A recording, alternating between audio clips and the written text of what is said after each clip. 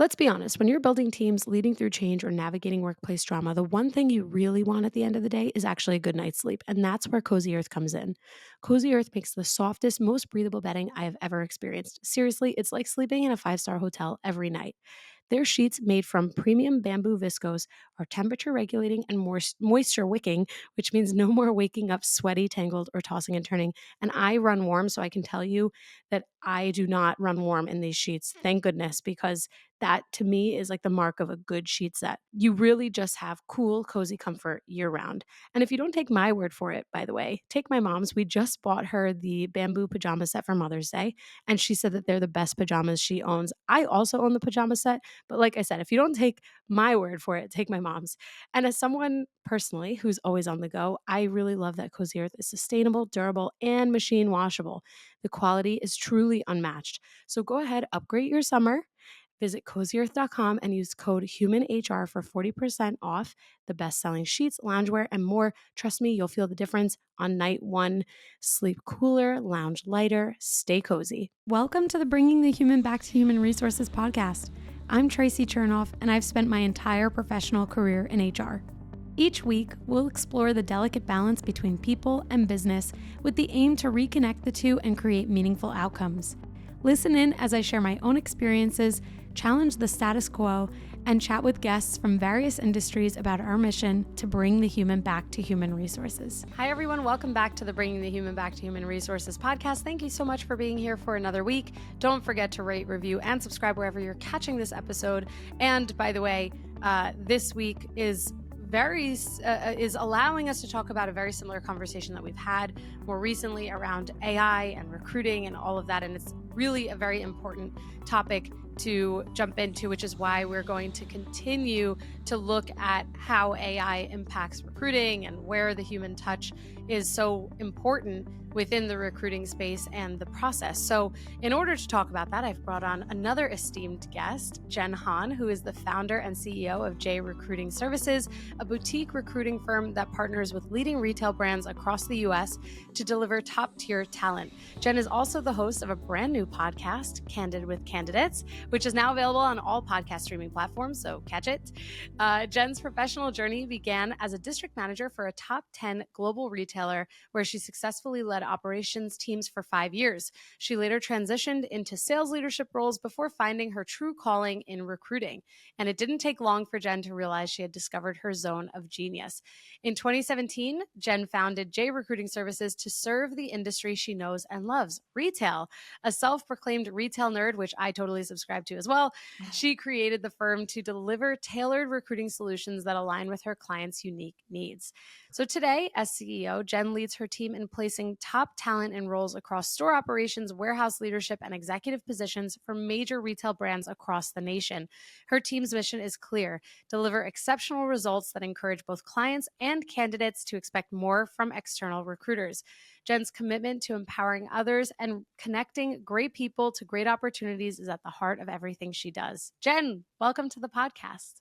Thank you, Traci. I love listening into that. I'm like, wow, that's a lot of things going on there. If someone asks me Yeah, about myself, it's hard to get it all into one quick bio, but I love it. Thanks for it having me. is. Oh my gosh, of course. It's such a pleasure. And, for those of us who have had years of experience in retail, it's one of those things that you kind of never leave. Even if you like leave the more operational side of things and you're not in store, you are always kind of connected to it. Even in Mhm. my job today, like I'm still connected or adjacent to retail. And so I can really appreciate that background of yours has catapulted you into this career that you've created for yourself within recruiting. So Yeah, kudos. I think you never see the shopping experience the same, whether No. you were in HR or operations. And certainly, if anyone that has ever had any role in store operations in retail, there's just a little bit of there's something about us, right? A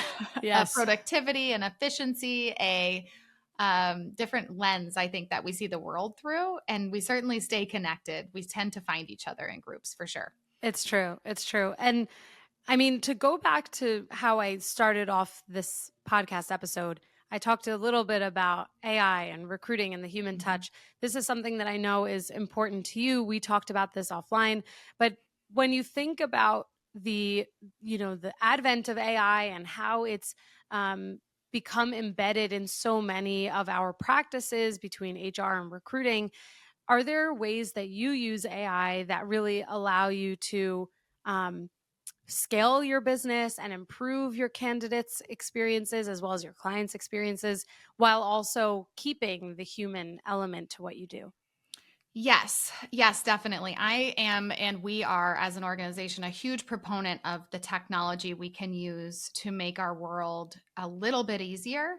And before I go into answering your question directly about how we use AI today or where we found it really successful in the recruiting process, I want to caveat with something that I know you've probably talked about before, but to me, the introduction of AI at such scale that we've seen over the past, let's say, 18 months, 2 years, the most important part about that introduction of AI is having a strategic human paired with it. So Mm, if it is I'm going to use a recruiter as an example. If you have a recruiter that doesn't truly understand the business, the mission, the open role, the way that open role collaborates across the business, if they don't understand more than simply the job description, like, hey, I read that job description, I think I get it. If they're not strategic in the way they approach recruiting, then AI is probably not the right tool for them, if that makes sense, right? Because it I think does.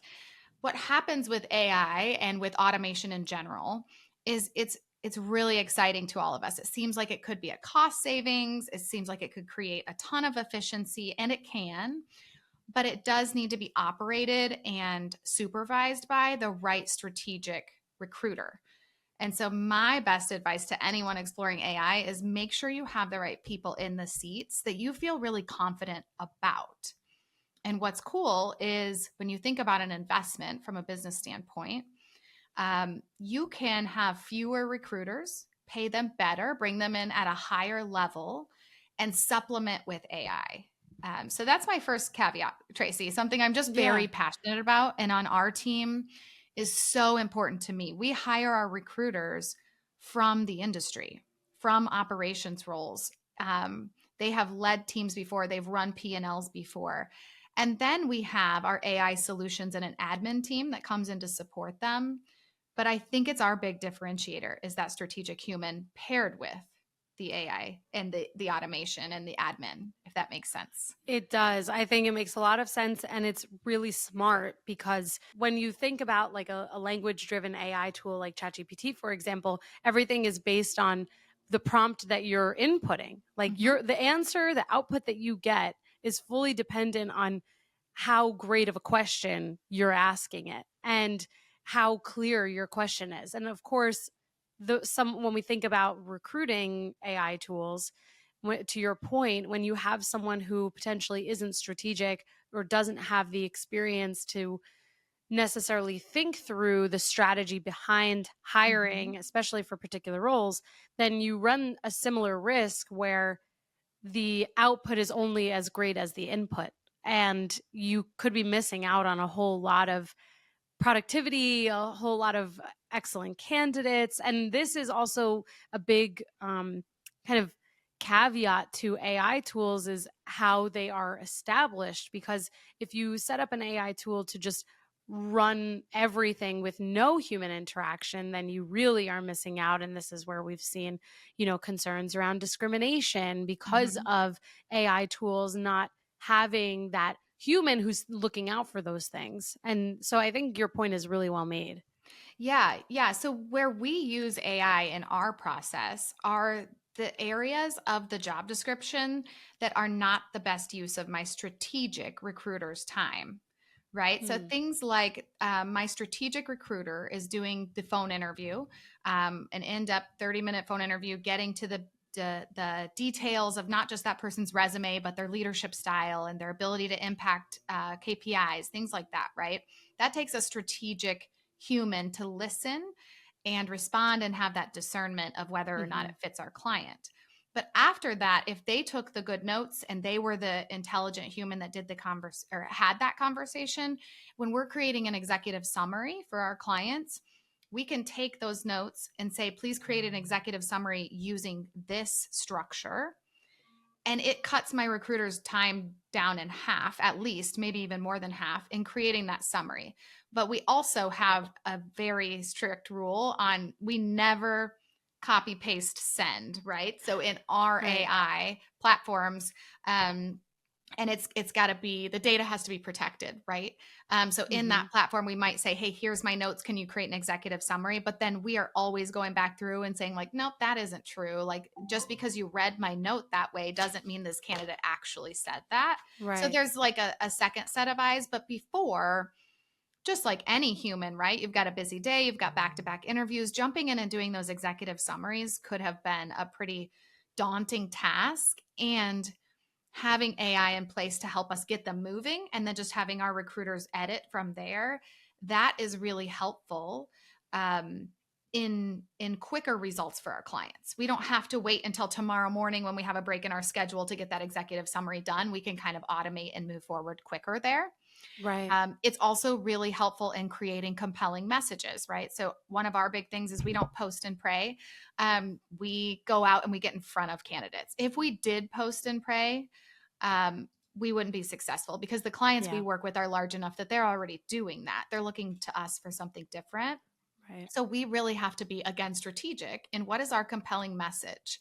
If I'm reaching out to John, who is a VP of operations in the in the restaurant space, and we want to move them into retail or distribution or CPG, what is our compelling message? What do we know is happening in the restaurant space that we could bring up, that we could mention, hey, it's different over here? But again, that takes a strategic recruiter to Right. ask the right questions, and then AI can help us. They could say like, here are some things you could pull out, here's an example of a message, and we can edit from there. So it's certainly saving us time, it's helping us produce quicker results for our clients, but it's not replacing at all having the right recruiter in the right seat. Right. And something that's really important that you said is that it's AI is doing the work that you don't want your Yes. strategic recruiter spending time on. Yes. You don't want them really wasting their time on things that pull their hours away from the strategic work that Hmm. is so much more of an investment,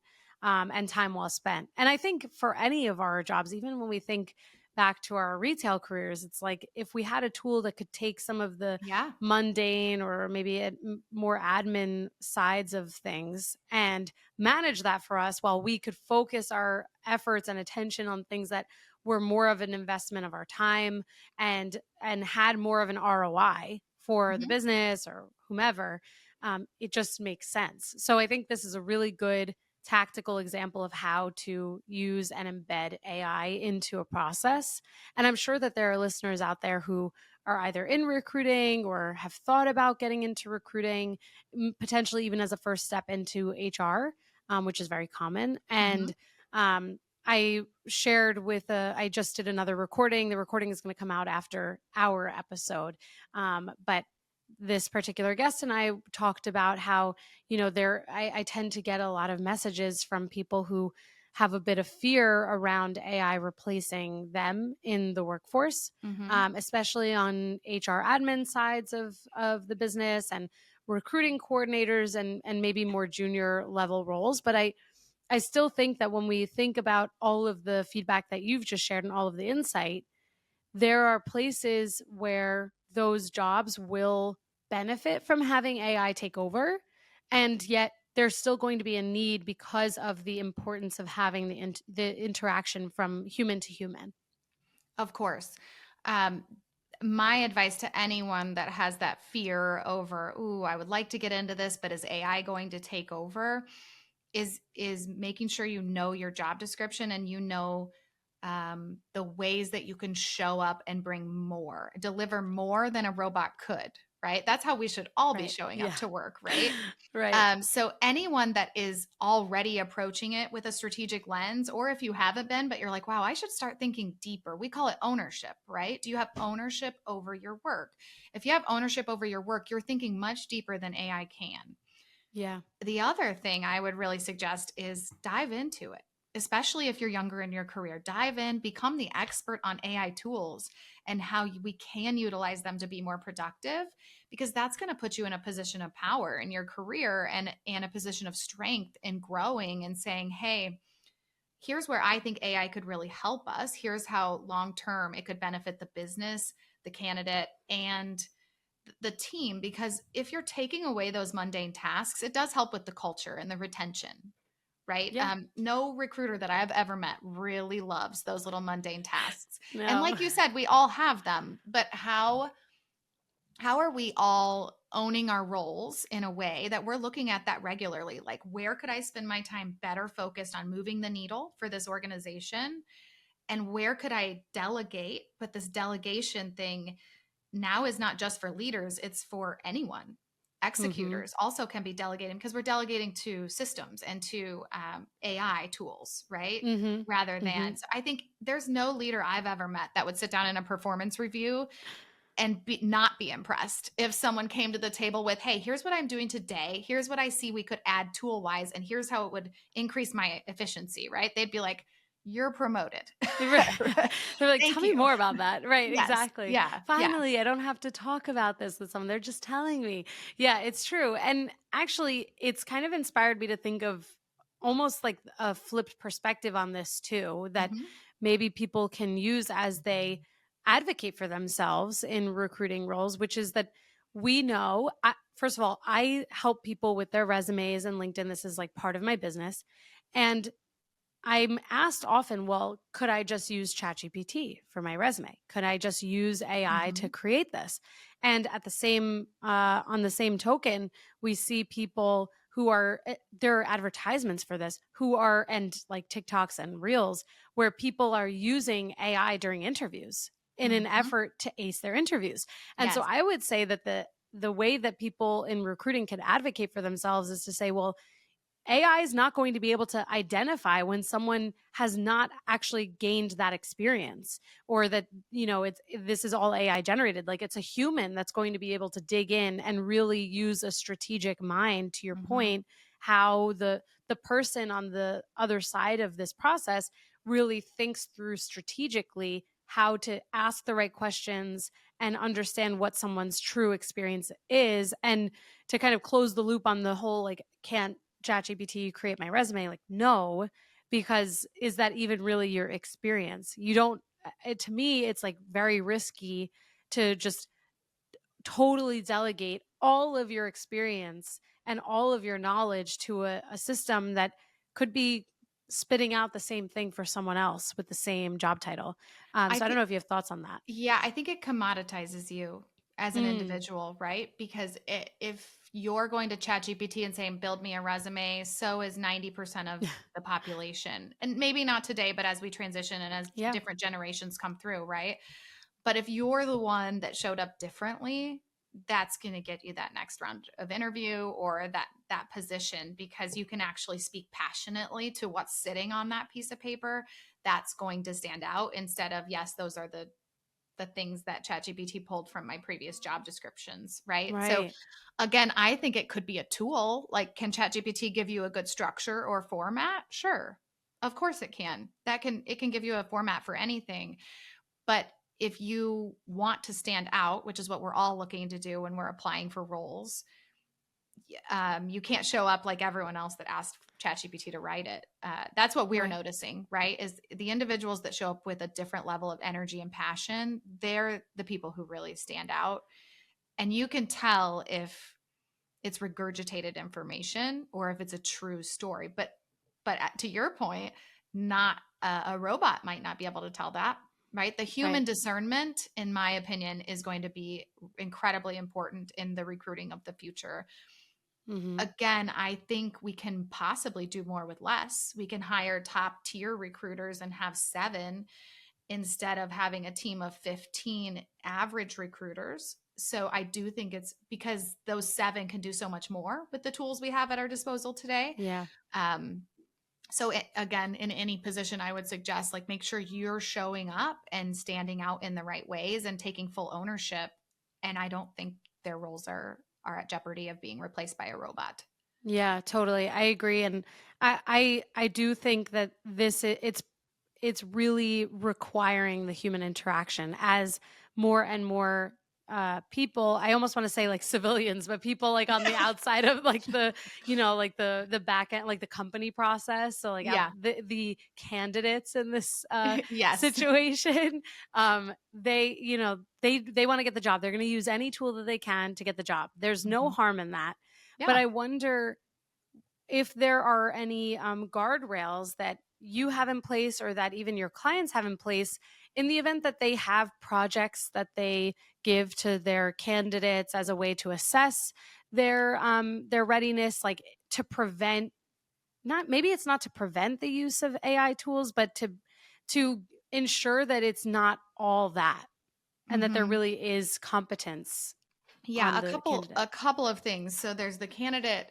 there's the interview itself, right? Where again, the person leading that interview should not just be running through a script. They should be listening and digging deeper. So if ChatGPT told them to say, um, I don't know, a specific answer to a leadership question, and then you say, "Tell me more about that. Where did you get, where'd you get that information, and who fixed it, and how did you see the gap?" The more and more you're asking, and this is a real time conversation. I mean, ChatGPT isn't going to keep up, right? So it's our job in the interview process to dig deeper. Also, there's always that in-person interview. Not always, I guess in remote environments, maybe there is not. But in most cases with our clients, we start with phone. Maybe they do a first round virtual, but those in-person interviews, you got to show up as yourself. Yeah, that's And true. I don't know of any glasses yet, right, that are trickily secretly showing some ChatGPT answers, but I think that's helpful in the interview process. Now, to your point about assessments or work samples, things like that, this is a really interesting topic right now because some HR teams are asking, they have assessments or written samples or things that they're asking candidates for. And it's a big topic of trying to figure out, do we want to allow them to use AI tools? Because Hmm. in the work environment, we might allow them to use AI tools. Yeah. Um, I don't have an answer to that because I think it depends on your personal, like our clients, like their culture, their expectations. I know we have one client that did in Excel, like it was a highly analytical role, and she made her own little assessment, and she actually logged on virtually. It was only with a few top candidates, so she had the capacity to do this, but she's logging on virtually and watching them complete that assessment instead of saying, "Hey, here's the spreadsheet, give me some analysis and some findings," right? Mm. She's actually watching. And she said going into that, she said, "I don't care if they did a ton of work on YouTube and Google and asked ChatGPT how to prepare for this. That doesn't bother me because I would expect an employee to do that, right? To be resourceful. But I do Mhm. want to know that they're actually doing the work themselves and it isn't a friend or Yeah. some type of technology doing it for them." So I think there are a lot of different ways people are exploring this, but again, if I'm a candidate and I'm allowed to use AI, the way my answer and my result is going to stand out is if I put my personal touch on it. I still need to be using my strategic mind to change the way that shows up. Copy paste is not going to get you the job. Totally. I'm glad that you kind of brought it full circle to the standing out piece because I think Mhm. that is definitely still something that we can dig into because to your point with all of what you just shared, to kind of close the loop on that, it makes sense to spend time observing when someone is completing an assessment versus this, just handing it off if there's like a concern from the employer around how AI tools are used, I Mhm. suppose. But it is an interesting question. Like, if, it's something that we expect employees to use, then where is the line for candidates? However, that said, I think, again, in coming back to this standing out, when we Mhm. think about even just the listeners who may or may not be in recruiting, may or may not be like in their HR careers, like fully established, they are also candidates sometimes. And so they, I know that the market is quite tough for our Mhm. industries. And they are probably also thinking of ways that they can stand out as recruiters, as HR leaders, and, how they kind of propel their careers forward. So one of the things that you said was allowing them their personal touch to kind of come through. What Mhm. does that look like when you look at a resume and maybe you're looking at two and one stands out versus the other? Are there certain things that you generally see as being unique? Yeah, I'll speak to resumes and then I'll speak to conversations as well. Yeah. I think they both work together pretty nicely. But when it comes to a resume and making it your own, I mean, I know some people love a photo on a resume, some people hate a photo on a resume. There's all of this, it's all subjective in that Mhm. way. Mhm. Personally, and at J Recruiting, what we're looking for is someone that's clear about what they want next. So a clear objective, I don't know if that's like gone to the wayside or if that's cool to say anymore because I feel like it's always been a thing. But at the top of that resume, having a clear objective and making sure it sounds like you. So I do see a lot of those objectives that either a robot wrote it or they've had the same one for 20 years or they just asked like what's a good objective on a resume and they put that down, right? That objective should be very clear. I'm looking for my next opportunity in marketing. I thrive in an environment where I can lead a team that needs to be held accountable, creating systems for efficiency, whatever that might be. Maybe you want to be in a certain industry, like making that objective really clear because it's the first thing on the resume. It's something we pay attention to. And I think it can be personality. The rest of your resume, there might not be a ton of personality, but that objective, there can. And then the other thing that again, this might be old news, but that I think so many people are missing on their resumes are any type of KPIs, measurable data, Yeah. impact on the business. So in your example, you were talking about people from HR. Sometimes HR, I wouldn't say sometimes, I would say traditionally, HR was not all about metrics. Mhm. They didn't measure as much as we do today inside of Mhm. HR. Even in recruiting, when we talk to potential clients, talking about metrics is something new, right? What's the response rate? How long are they sitting and sent a client? How did you improve that? Maybe there was a cost savings because you implemented a new technology. Numbers and specifics are so important on a resume because if it's just a recap of what your job was, that doesn't matter as much as how you showed up in that job, which I think is really where the metrics and the specifics come into play. And I would Yeah. say the same for conversations. Energy is huge. You would not believe, Tracy, or maybe you would, the amount of really, really talented people, talented in their resume, exactly what the client is looking for, that gets turned down because the client says, perfect experience, had good examples, didn't feel any energy, and I'm not sure if they're interested. Interested. Yeah. Yeah, it's It's like, come so on, we're on unfortunate. interview 3. Show Yeah. up with your energy. And I don't know if it's nerves or if it's just we're turning into robots, but Oh you god, I will hope not. stand out Yeah. by having that energy and that passion. And then again, have it on your resume, but be able to speak to specifics. The amount of leaders that can't speak to specifics about the last time they had to coach an employee or develop an employee. And they're just like, well, I'm a servant leader. So I talk to them in their one on one. Well, that's not It's an like answer. I'm yeah. looking for what was the gap? How did you find the gap? How did you work with that individual to get them over that hump? Like those specifics are so necessary because we need to be able to visualize them in this new role. And we can't if they say the same thing everyone else is saying and there's nothing below surface level. Yeah, absolutely. I think you've provided really helpful advice. When it comes to this ability to share what impact you've had in your careers, like Mhm. even without energy, well, obviously we know that you need that. Yeah. But if someone isn't able to articulate what they've actually had an impact on, you're not going to believe that they've done No. those things effectively anyway, because Mm-mm. how can you not?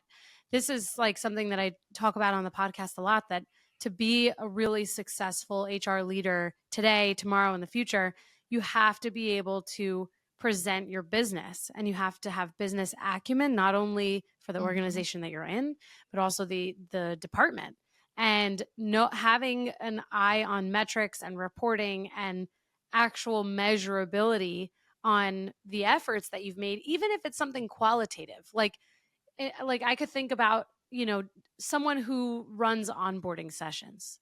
You Mhm. can find a metric in that. How many Mhm. people attend an onboarding session every quarter, every month, every year? How many people have like what is the measure on, or the impact on their experience throughout their career from strong onboarding? Like there's so much from every qualitative effort, there is a quantitative measure. So Yeah. I agree with you that there's so much personability that comes from that, and also uniqueness, because that also demonstrates someone's ability to achieve in that future role that they're interviewing for. And I think also, just to kind of fully close the loop on your resume advice too, the objective, I don't think that that's old news. Sometimes it shows up as like an executive summary or whatever. Yes. And Yeah. I agree with you. It's like I've seen really good objectives or summaries that are high level but give you a taste of what that person is like in the workplace and what they bring to the table. And I've seen, unfortunately, objectives that haven't been updated, and it's like, well, are you actually looking to land your next gig? Because Hmm. like, no one's going to care about your resume more than you. No. So if you spell your name wrong or your objective is like boring, like, what's going on here? Yeah. What's Or you happening? give us the wrong email address. We get that a That's lot. And I'm like, happened. Yeah. well, we took you out of the process because you didn't respond for 7 days. Yeah. And we're looking for a professional that's responsive and engaged. And they're like, Yeah. oh, that was the wrong email address. And I mean, we have to update our resumes with the email address. So the Totally. simple things matter. The Yes. simple things matter. And I think that there was this a big like push for very like graphic heavy resumes for a little while because of Canva and because of AI tools also. Hmm. And now people are realizing that those things can also remove them from a process inadvertently if there isn't a human looking at their resume. Like if Yeah. AI tools are the only ones sorting through resumes, then they're not going to actually be able to gather information or translate information from the resume into data points. Like if Hmm. someone has something in a table or a graphic, it's not going to be read by Right. those AI tools. So it's interesting how, with the advent of AI in recruiting and HR, we've seen a push for a lot of new ways of doing things. And then also it's sh- allowed us to see some of the areas where we need to go back to basics, which is Yeah, interesting. I will give a quick example just about having, bringing the human back to HR that you just made me think of with that resume Yeah. example. From the flip side, from the employer standpoint. So what they typically say is we need an ATS friendly resume, right? And that Right. means take all the fun stuff out of it. But in our case, I was talking to a candidate. She was at the C-suite level, so a very professional and experienced candidate, very busy too, right? She has a busy life, and she was reached out to proactively from a recruiting team. It wasn't ours, um, and they reached out to her saying we would love to chat. Well, then they had a long conversation, said she'd be a fantastic candidate, but didn't give her much about the role because it was confidential. And the Mm. next step was, please change your resume into an ATS friendly resume and we'll send you to the client. Well, if I'm sitting in that seat, we would not do that. I would be talking to the client and I would say, look, she's fantastic. We're grabbing her. This is proactive outreach. I can definitely get an ATS friendly resume, but I can't ask her to be doing To something right. before we're able to even tell her who's the client. Does she even want this role? Again, these are executive level roles where nobody has 30 minutes in their schedule. She has to create that. And now we're Mhm. asking her to do homework before we'll connect her to the opportunity.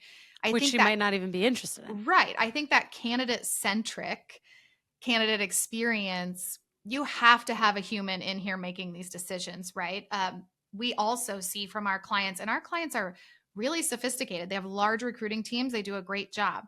We also see a lot of cases where we talk to a candidate that we went out and found. We think they're a great fit for the role.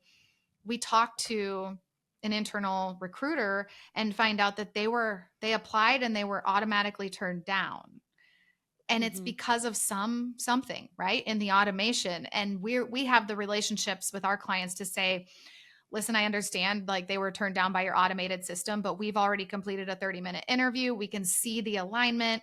And we have so many wins in our team meetings where we say, because we advocated and influenced that client, they now have the perfect person. And also that candidate made it through the process where they would have had a bad taste in their mouth if we weren't able to step in and support and kind of what we say is enhance, right? We come alongside those internal teams that maybe don't have capacity to do what we do and offer that like white glove experience so Mhm. that candidate experience is top notch and you're getting first right of refusal on top talent as an organization if you have that experience. Right. Right. No, that's so helpful. I'm glad that you brought it back around because it's a really important perspective actually to have. Yeah. And it's helpful for listeners who maybe do work with external recruiters and aren't getting that. Hmm. It's something for them to think about that, they can get that in a recruiting firm or an agency that will help place top candidates. I mean, I've certainly worked with external recruiters like globally outside of North Hmm. America where they were just feeding us candidates and it's like, well, we could Yeah. we could do that. That's not what we're looking for. And then you Yes. eventually find, the right firm that really meets your needs in those areas. So I think that's a really important perspective to keep in mind. Yes. Yeah. Well, thank you so much for all of this conversation around leveraging AI and not working in fear and really embracing it, but also keeping the human hand on things. And so I would love to ask you where the listeners can connect with you if they're interested in learning more or connecting with you about, recruiting. Yeah, absolutely. So you can find us primarily on LinkedIn because we are a B2B recruiting firm. So we don't do a whole lot in the cool channels like Instagram, TikTok. So you can find me, just my name, Jen Hahn. The company page, that's where most of our social and announcements and job opportunities come from. That's J Recruiting Services. And then also, as you mentioned in the bio, we have just freshly launched our podcast called Candid with Candidates. It's very much geared towards this type of advice, really, but not advice from me as a recruiter because I don't have all of it. I interview top executives from in and around the retail space. So, retail, wholesale, distribution, CPG, about how they made it and what they think it was that made them stand out, or how they went through a specific transition and what candid advice they have for candidates. And what we say is, you actually said it earlier, Traci, everyone is a candidate. It's not just for people that are actively applying to roles. If you're in corporate America, you're constantly in an interview. Every Mhm. meeting you go to, every presentation you go to, that's your opportunity to show the world what you bring to the table. And that's an interview. So Mhm. we're really excited about those conversations. And they can definitely find us on any streaming platforms, Candid with Candidates. Amazing. We'll have everything linked too in the show notes so everyone can very easily just click around and get connected and listen to your podcast. So, congratulations, by the way, on Thank the you. launch of your podcast. Very Thank you. exciting. It's been very fun. Yes, it's always a blast. Lots of work, but always a blast, and always rewarding too for those who listen. So, kudos to you, and thank you again for joining my podcast. I appreciate it. Thank you. It was an honor. Oh, thank It you. was super fun, easy to talk to. That's why you've been so successful because you make the Oh, conversation very genuine. So oh, it was thank fun to be you. here. Oh, well, hey, you're welcome back anytime. Hey, just before you go, don't forget to subscribe to this show so that you are the first to hear when an episode drops each week. And maybe leave a 5-star review and a comment about how much you loved this episode. Plus, if you have someone in mind who would really enjoy this episode, make sure you share it with them. Thank you so much for tuning in, and I will see you next week.